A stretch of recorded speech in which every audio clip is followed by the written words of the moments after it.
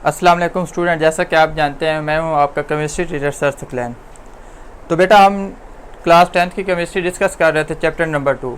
तो जैसा कि आपको पता है पहला लेक्चर डिलीवर्ड हो चुका है, जिस बच्चे ने नहीं देखा वो जाके देख सकता है प्ले लिस्ट से पहला लेक्चर। तो हमारा जो बेसिक चैप्टर नंबर 2 है वो है एसिड बेस एंड साल्ट्स के बारे में। तो हमने पहले लेक्चर में हमने ये डिस्कस किया था कि हमारे पास एसिड और बेस होता क्या है। उसके रिलेटेड हमने दो कंसेप्ट पढ़े थे।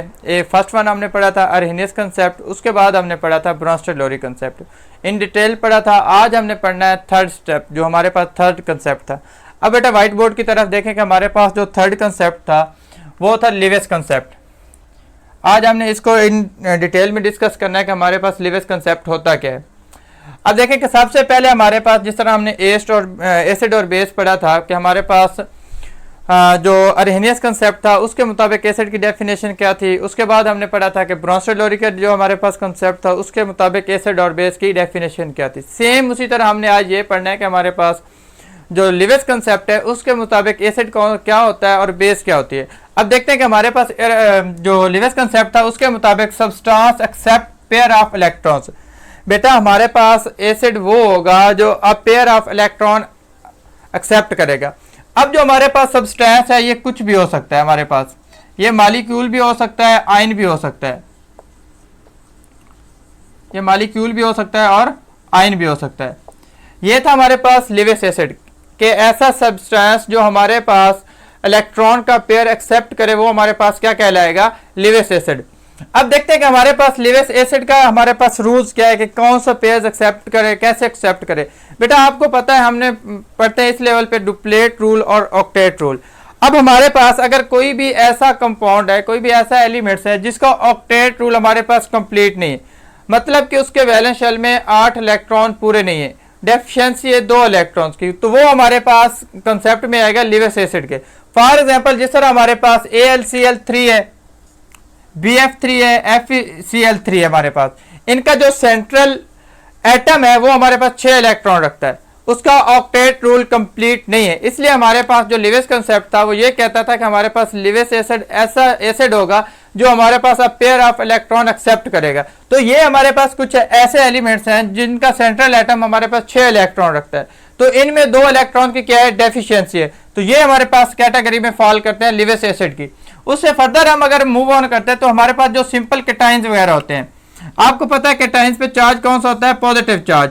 जो भी सिंपल केटाइंस है हमारे पास वो लिवेस एसिड के तौर पर क्या करते हैं, एक्ट करते हैं। फॉर एग्जांपल हमारे पास सोडियम है, पोटाशियम है, कैल्शियम है, ये हमारे पास लिवेस एसिड के तौर पर क्या करते हैं, एक्ट करते हैं। इससे फर्दर हम मूव ऑन करते हैं कि बेटा हमारे पास लिवेस बेस क्या है। अब जिस तरह हमने लिवेस एसिड सारी डिस्कस की, डिटेल डिस्कस किया और उसकी एग्जांपल्स वगैरह हमने डिस्कस की। अब हम पढ़ते हैं कि हमारे पास लिवेस बेस क्या चीज थी।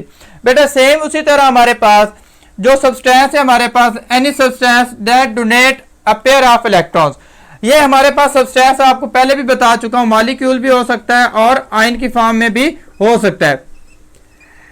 ऐसा सब्सटेंस, ऐसा मॉलिक्यूल, ऐसा आयन जो हमारे पास a pair of electron donate करने की सलाहियत रखता हो, किसी और को देने की सलाहियत रखता हो, वो हमारे पास लिवेस बेस के कंसेप्ट में आती है। अब देखते हैं कि हमारे पास जितने भी न्यूट्रल स्पीशीज हैं वो at least 1 pair of electrons, मतलब एक जो इलेक्ट्रॉन्स का पेयर है वो देने की, किसी को डोनेट करने की सलाहियत रखती हो, तो वो हमारे पास लिवेस बेस के कंसेप्ट में आती है। देखें कि जिस तरह हमारे पास एग्जांपल्स मैंने लिखी हैं, अमोनिया, अमाइंस, अल्कोहल्स वगैरह, ये जितने भी है हमारे पास, ये अपना एक इलेक्ट्रॉन्स पेयर किसी को डोनेट करती हैं, तो ये हमारे पास फॉल करती हैं लिवेस बेस के कंसेप्ट में। उससे फर्दर आप अगर बेटा आप मूव ऑन करें तो नेगेटिवली चार्ज, आपको पता है नेगेटिव चार्ज या अनाइन जो भी होते हैं वो हमारे पास क्या रखते हैं, नेगेटिव चार्ज। वो जितने भी नेगेटिव चार्ज होंगे या अनाइंस होंगे, अब देखें कि हमारे पास जो लिवेस एसिड था उसमें हमने ये पढ़ा कि जितने भी सिंपल केटाइंस होंगे वो हमारे पास लिवेस एसिड होंगे, जितने भी सिंपल अनाइंस होंगे, नेगेटिव चार्ज रखने वाले होंगे, वो हमारे पास क्या होंगे, लिवेस बेस होंगे। अब देखते हैं कि हमारे पास जिस तरह सायानाइड्स है, क्लोरीन्स है, हाइड्रोक्सल है, ये हमारे पास क्या है, लिवेस बेस है। तो ये था हमारे पास बेटा एसिड और बेस का कंसेप्ट। हमने 2 लेक्चर में ये डिस्कस किया कि हमारे पास आखिर एसिड और बेस है क्या। सबसे पहले हमने अर्हेनियस कंसेप्ट पढ़ा, उसके बाद ब्रोंस्टेड-लोरी कंसेप्ट पढ़ा और आज हमने फाइनल जो हमारे पास कंसेप्ट था लिविस कंसेप्ट वो डिस्कस किया।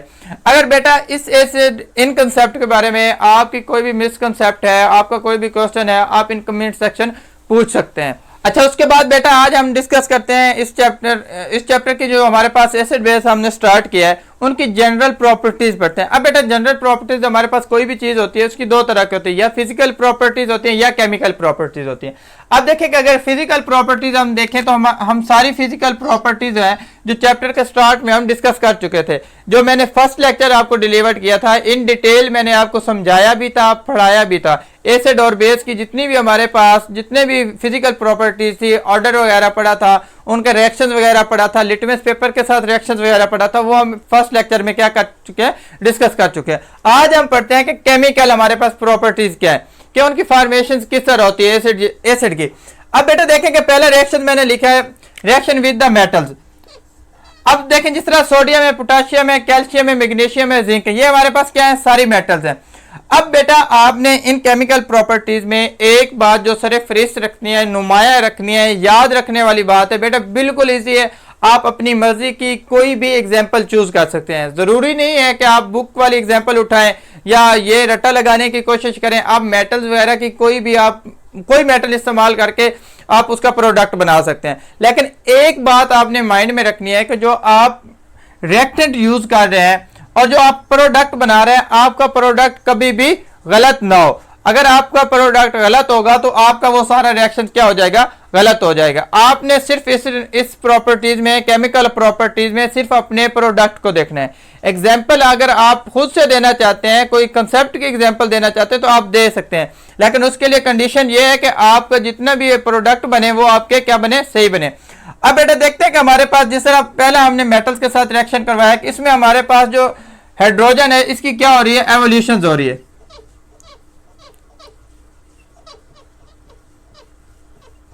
एवोल्यूशन मीन बेटा कि वो हमारे पास क्या हो रहा है, उसका अखराज हो रहा है, वो खारिज हो रही है। ये था हमारे पास रिएक्शन विद द मेटल। अब फर्दर हम मूव ऑन हम करते हैं रिएक्शन विद द कार्बोनेट्स।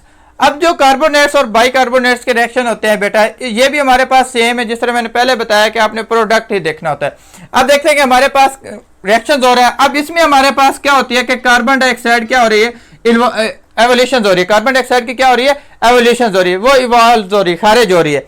अब एंड पे हम जो पढ़ने जा रहे हैं वो है रिएक्शन विद द सल्फाइड्स, कि हमारे पास सल्फाइड के साथ रिएक्शन क्या होता है। जब हम बेटा सल्फाइड के साथ रिएक्शन करवाते हैं तो हमारे पास क्या है, H2S क्या होता है, इवॉल्व होता है। जब हम रिएक्शन किसी भी एसिड का हम करवाते हैं सल्फाइड के साथ तो हमारे पास H2S क्या होती है, इवॉल्व होती है। तो ये बेटा हमारे पास एक कंप्लीट टॉपिक था। हमारे पास एसिड बेस का कंसेप्ट हमने पढ़े हैं, उनकी फिजिकल प्रॉपर्टीज पढ़ी हैं और उनकी केमिकल प्रॉपर्टीज पढ़ी हैं। अगर इसके रिलेटेड आपका कोई भी क्वेश्चन बनता है, कोई भी मिसकंसेप्ट है, कोई भी आप पूछना चाहते हैं या डिटेल में पूछना चाहते हैं, आपके लेवल तक जितना बेटा आपको पढ़ना चाहिए वो हमने डिस्कस कर लिया है। अगर आपको फर्दर डिटेल वगैरह चाहिए या कोई चीज़ समझ नहीं लगती तो आप कमेंट सेक्शन में हमसे पूछ सकते हैं। शुक्रिया बेटा, मिलते हैं नेक्स्ट वीडियो में इंशाल्लाह। अल्लाह हाफिज़।